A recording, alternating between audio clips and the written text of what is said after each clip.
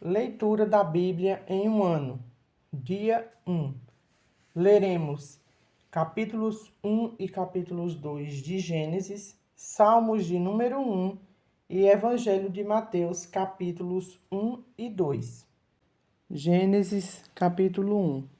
A criação dos céus e da terra e de tudo o que neles há. No princípio, criou Deus os céus e a terra. A terra, porém, estava sem forma e vazia. Havia trevas sobre a face do abismo, e o Espírito de Deus pairava sobre as águas. Disse Deus: haja luz, e houve luz. E viu Deus que a luz era boa, e fez separação entre a luz e as trevas. Chamou Deus a luz dia, e as trevas noite. Houve tarde e manhã o primeiro dia.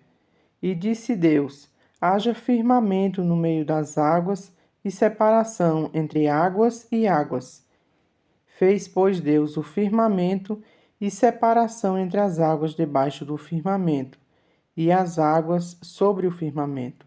E assim se fez. E chamou Deus ao firmamento os céus. Houve tarde e manhã o segundo dia. Disse também Deus: ajuntem-se as águas debaixo dos céus num só lugar, e apareça a porção seca. E assim se fez. A porção seca chamou Deus terra, e ao ajuntamento das águas, mares. E viu Deus que isso era bom. E disse: produza a terra relva, ervas que deem semente e árvores frutíferas que deem fruto segundo a sua espécie, cuja semente esteja nele, sobre a terra, e assim se fez.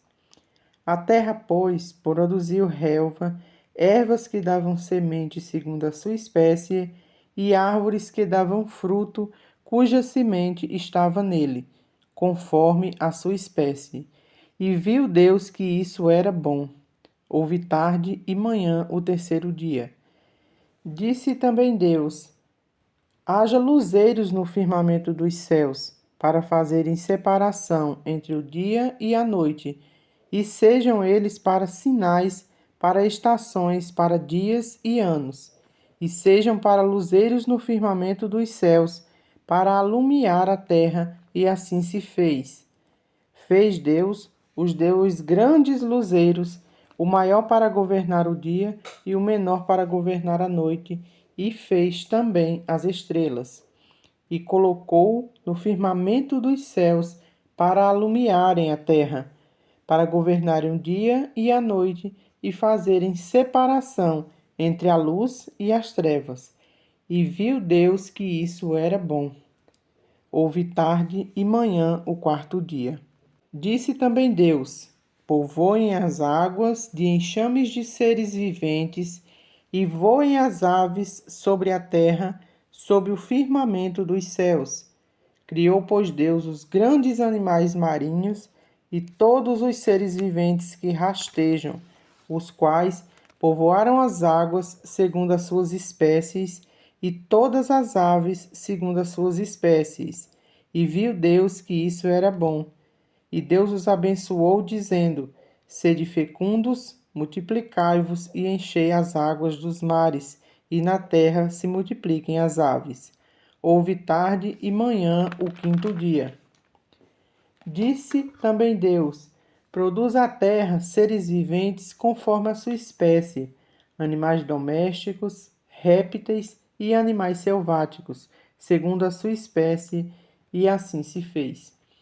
E fez Deus os animais selváticos, segundo a sua espécie, os animais domésticos, conforme a sua espécie, e todos os répteis da terra, conforme a sua espécie. E viu Deus que isso era bom. Também disse Deus: façamos o homem à nossa imagem, conforme a nossa semelhança. Tenha ele domínio sobre os peixes do mar, sobre as aves dos céus, sobre os animais domésticos, sobre toda a terra e sobre todos os répteis que rastejam pela terra. Criou Deus, pois, o homem, à sua imagem, a imagem de Deus os criou. Homem e mulher os criou. E Deus os abençoou e lhes disse: sede fecundos, multiplicai-vos, enchei a terra e sujeitai-a. Dominai sobre os peixes do mar, sobre as aves dos céus e sobre todo o animal que rasteja pela terra. E disse Deus: Ainda, eis que vos tenho dado todas as ervas que dão semente e se acham na superfície de toda a terra, e todas as árvores que há fruto e dê semente, isso também vos será para mantimento. E todos os animais da terra, e a todas as aves dos céus, e a todos os répteis da terra, em que há fôlego de vida, toda a erva verde lhe será para mantimento. E assim se fez. Viu Deus tudo quanto fizera, e eis que era muito bom. Houve tarde e manhã o sexto dia. Capítulo 2. Assim, pois, foram acabados os céus e a terra, e todo o seu exército. E havendo Deus terminado no dia sétimo a sua obra que fizera, descansou nesse dia de toda a sua obra que tinha feito. E abençoou Deus o dia sétimo, e o santificou, porque nele descansou de toda a obra que como Criador fizera. A formação do homem. Esta é a gênese dos céus e da terra. Quando foram criados, quando o Senhor Deus os criou, não havia ainda nenhuma planta no campo da terra, pois ainda nenhuma erva do campo havia brotado, porque o Senhor Deus não fizera chover sobre a terra, e também não havia homem para lavrar o solo. Mas uma neblina subia da terra e regava toda a superfície do solo. Então formou o Senhor Deus ao homem do pó da terra e lhe soprou nas narinas o fôlego de vida, e o homem passou a ser alma vivente. E plantou o Senhor Deus um jardim no Éden, na direção do Oriente, e pôs nele o homem que havia formado. Do solo fez o Senhor Deus brotar toda sorte de árvores agradáveis à vista e boas para alimento, e também a árvore da vida no meio do jardim, e a árvore do conhecimento do bem e do mal. E saía um rio do Éden para regar o jardim, e dali se dividia, repartindo-se em 4 braços. O primeiro chamava-se Pison, é o que rodeia a terra de Avilá, onde há ouro. O ouro dessa terra é bom. Também se encontra lá o bidélio e a pedra de ônix. O segundo rio chama-se Gion, é o que circunda a terra de Cuxi.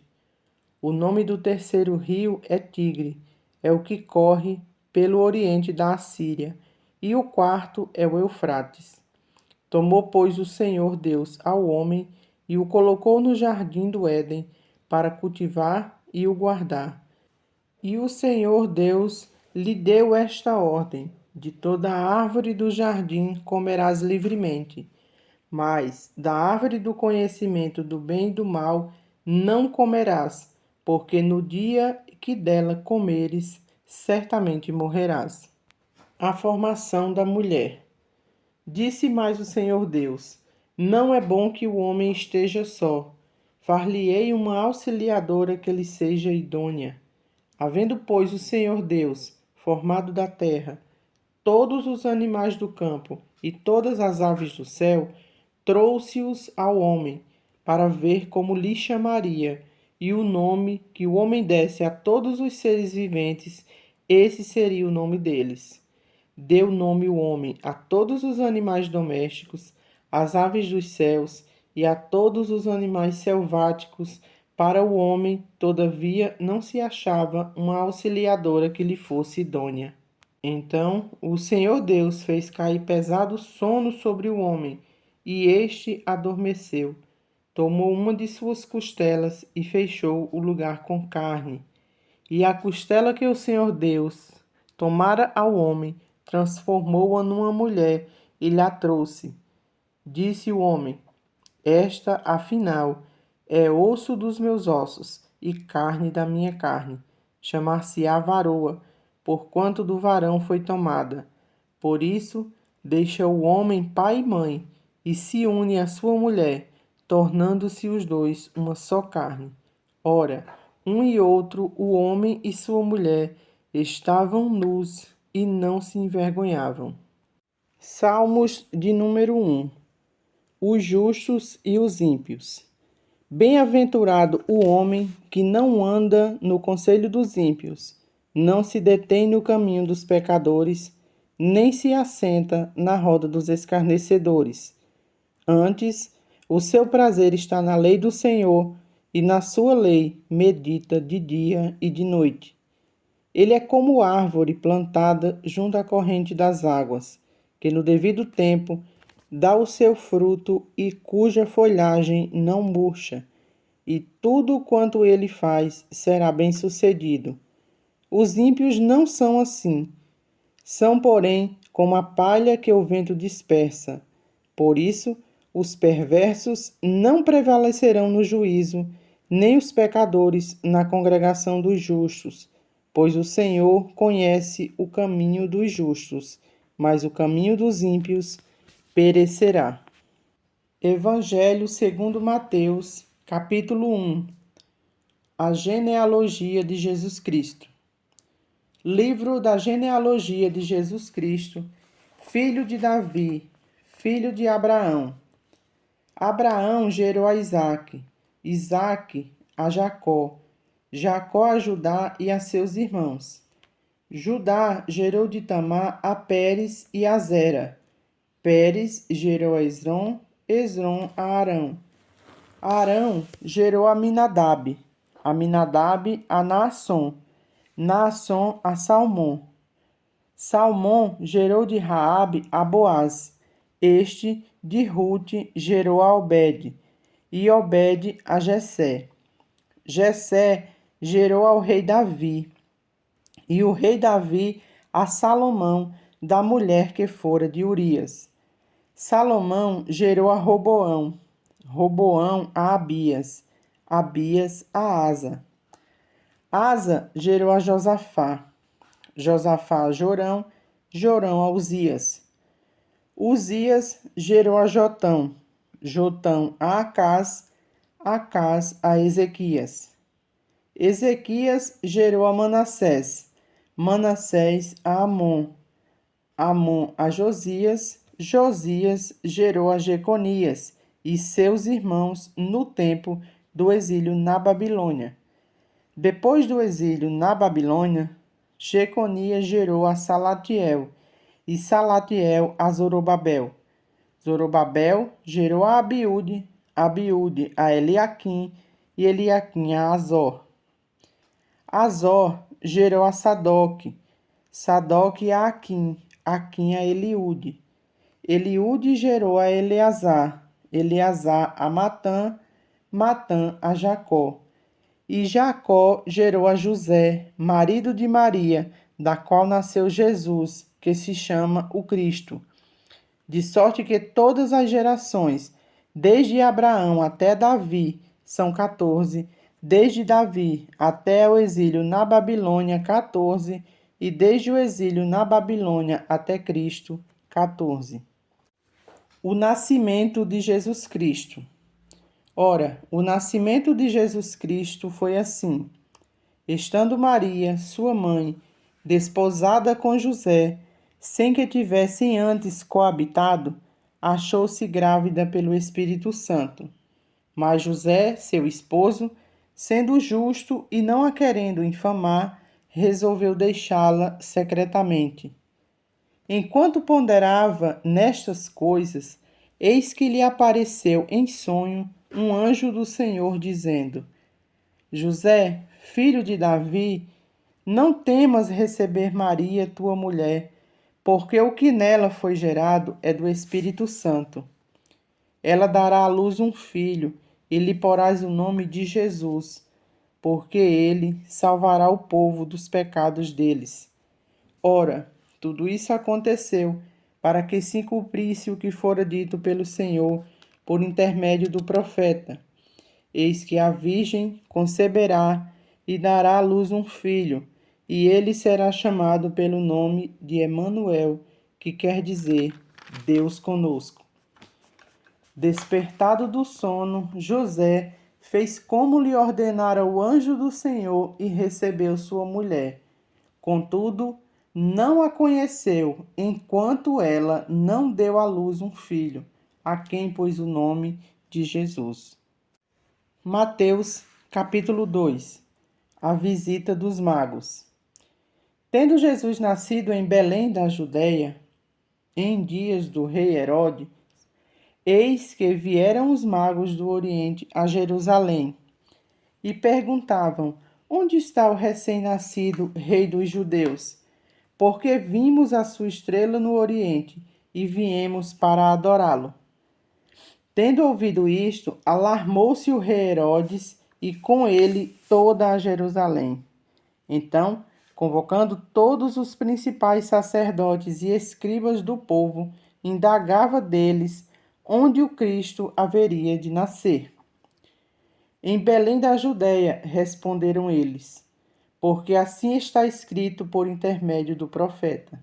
E tu, Belém, terra de Judá, não és de modo algum a menor entre as principais de Judá, porque de ti sairá o guia que há de apacentar o meu povo, Israel. Com isto, Herodes, tendo chamado secretamente os magos, inquiriu deles com precisão quanto tempo em que a estrela aparecera. E enviando-os a Belém, disse-lhes: Ide informar-vos cuidadosamente a respeito do menino. E quando o tiverdes encontrado, avisai-me, para eu também ir adorá-lo. Depois de ouvirem o rei, partiram, e eis que a estrela que viram no oriente os precedia, até que, chegando, parou sobre onde estava o menino. E vendo eles a estrela, alegraram-se com grande e intenso júbilo, e entrando na casa, viram o menino com Maria, sua mãe. Prostrando-se, o adoraram, e abrindo os seus tesouros, entregaram-lhe suas ofertas, ouro, incenso e mirra. Sendo por divina advertência prevenidos sem sonho, para não voltarem à presença de Herodes, regressaram por outro caminho à sua terra. A fuga para o Egito. Tendo eles partido, eis que apareceu um anjo do Senhor a José em sonho e disse: Dispõe-te, toma o menino e sua mãe, foge para o Egito e permanece lá, até que eu te avise, porque Herodes há de procurar o menino para o matar. Dispondo-se ele, tomou de noite o menino e sua mãe e partiu para o Egito, e lá ficando até a morte de Herodes, para que se cumprisse o que fora dito pelo Senhor por intermédio do profeta: Do Egito chamei o meu filho. A matança dos inocentes. Vendo-se iludido pelos magos, enfureceu-se Herodes grandemente e mandou matar todos os meninos de Belém e de todos os seus arredores de 2 anos para baixo, conforme o tempo no qual com precisão se informara dos magos. Então se cumpriu o que fora dito por intermédio do profeta Jeremias. Ouviu-se um clamor em Ramá, pranto, choro e grande lamento. Era Raquel chorando por seus filhos e inconsolável porque não mais existem. A volta para o Egito. Tendo Herodes morrido, eis que um anjo do Senhor apareceu em sonho a José no Egito e disse-lhe: Dispõe-te, toma o menino e sua mãe e vai para a terra de Israel, porque já morreram os que atentavam contra a vida do menino. Dispôs ele, tomou o menino e sua mãe e regressou para a terra de Israel. Tendo, porém, ouvido que Arquelau reinava na Judéia, em lugar de seu pai Herodes, temeu ir para lá, e por divina advertência, prevenido em sonho, retirou-se para as regiões da Galiléia, e foi habitar numa cidade chamada Nazaré, para que se cumprisse o que fora dito por intermédio dos profetas: ele será chamado Nazareno.